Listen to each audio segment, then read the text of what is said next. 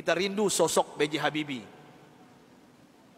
B.J. Habibie adalah presiden ketiga yang diakui, tapi beliau dilengsarkan karena kejujurannya.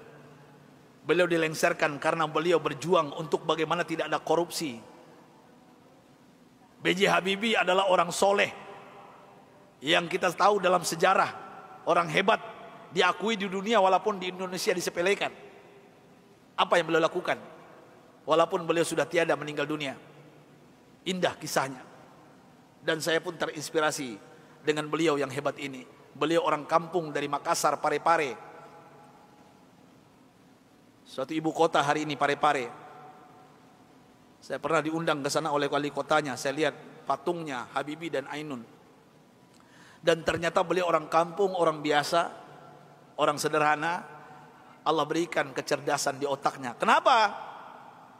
Kita merindukan sosok pemimpin pejabat seperti beliau, yang tidak durhaka kepada orang tuanya, memuliakan orang tuanya, tidak pencitraan belaka. Dan hebatnya lagi ketika beliau ke ITB meloncat kuliahnya. Dan hebatnya lagi ketika beliau melanjutkan studinya ke Jerman.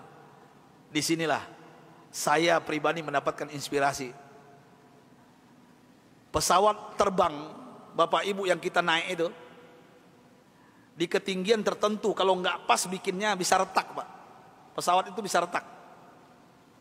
Siapa yang bisa menyelesaikan itu? B.J. Habibie, Pak. Di dunia yang bisa menyelesaikannya B.J. Habibie. Sampai beliau digelari oleh teman-temannya di Jerman apa? Mr. Crack, Mr. Retak. Bukan retak otaknya, Pak. Nah, pejabat kita yang banyak retak otaknya, Pak. Ini maksud saya apa? Pesawat yang retak itu beliau bisa menyelesaikannya. Ini kehebatan Habibie yang mungkin dilupakan oleh bangsa ini. Tapi ada yang lucu, aneh bin ajaib, ternyata beliau bukan orang tercerdas di dunia. Sampai beliau di Jerman, apa yang terjadi? Beliau tidak pernah ranking 1, ranking 2. Beliau ranking 3.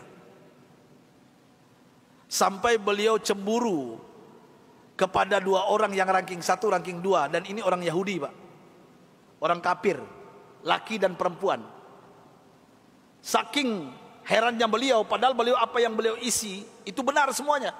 Tapi saking penasarannya, bertanya kepada Yahudi 2 ini. Apa kata beliau? Aku mau tanya kepada kalian berdua, apa rahasianya sampai kalian hebat di dunia ranking 1, ranking 2? Saya kenapa tetap ranking 3? Apa jawaban Yahudi 2 ini, laki dan perempuan ini? Oh, Rudi. Beliau dipanggil Rudi, bukan Habibie. Ya, Baharudin Yusuf Habibie. Rudi, this is our secret. Ini rahasia kami, nggak mungkin kami kasih tahu. Besok beliau tanya lagi, apa rahasianya? Besok tanya lagi. Berhari-hari beliau bertanya. Akhirnya bosan Yahudi 2 ini. Sampai Yahudi ini mengatakan, Bapak Ibu, rahasianya. Come here, Rudi. Sini Rudi, kami mau mengatakan kepada engkau, tahukah engkau rahasia? Kenapa kami cerdas? Kenapa kami ranking 1, ranking 2 hebat? Apa jawabannya? Ini yang membuat B.J. Habibie malu dan meneteskan air mata. Pahlawan yang hebat ini, ketika Yahudi ini mengatakan, kami di sepertiga malam terakhir, jam 3 bahasa kita di Jakarta, bangun. Setelah itu kami mandi. Setelah mandi kami pakai baju yang wangi. Setelah itu kami ambil Al-Quran. Kami baca Al-Quran. Kaget B.J. Habibie. You read Al-Quran? Yes. Kalian kan kafir Yahudi, kenapa baca Al-Quran? Kami yakin dengan Al-Quran. Walaupun kami tidak mempercayai Al-Quran, mempercayai Islam, tapi kami yakin dengan Al-Quran. Heran B.J. Habibie, orang kafir Yahudi yang juara 1, juara 2 di Jerman ini, setiap jam 3 pagi mandi, pakai minyak wangi, baca Quran. Apa jawaban mereka? Kami baca Quran. Tahukah engkau Rudi, setelah kami baca Al-Quran, saraf kami ini rileks, otak kami cerdas, metabolisme tubuh kami dahsyat, imun. Nah ini bapak-bapak, ibu-ibu yang takut dengan corona, ini bukan saya yang ngomong, ini orang kafir yang ngomong ini. Ya.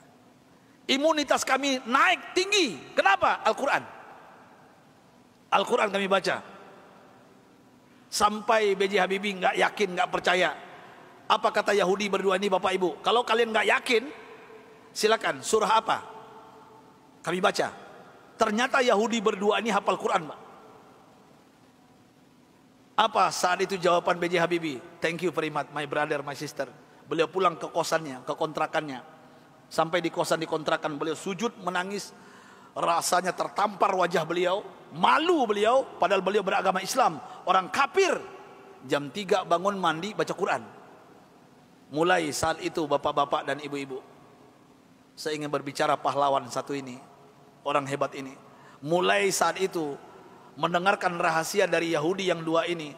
Apa yang beliau lakukan? Jam 3 pagi beliau bangun, beliau mandi, beliau pakai baju yang rapi, beliau pakai wangi-wangian, beliau sholat tahajud 8 rakaat, witir 3:11 setiap hari. Setelah itu beliau baca Al-Quran sampai menjelang subuh. Kalau orang kafir tadi nggak sholat karena bukan Islam, langsung baca Quran. Dan apa yang terjadi keajaiban, Bapak Ibu yang dimuliakan Allah Subhanahu wa taala. Allahu Akbar. Keajaiban ini terjadi. Semenjak itu, setelah itu B.J. Habibie berubah menjadi ranking 1. Yahudi yang 2 tadi turun ke bawah. Dan orang Yahudi berdua ini menyesal memberikan rahasia kepada B.J. Habibie. Artinya apa? Kalau ingin merdeka kita di Indonesia, jangan tinggalkan Al-Quran.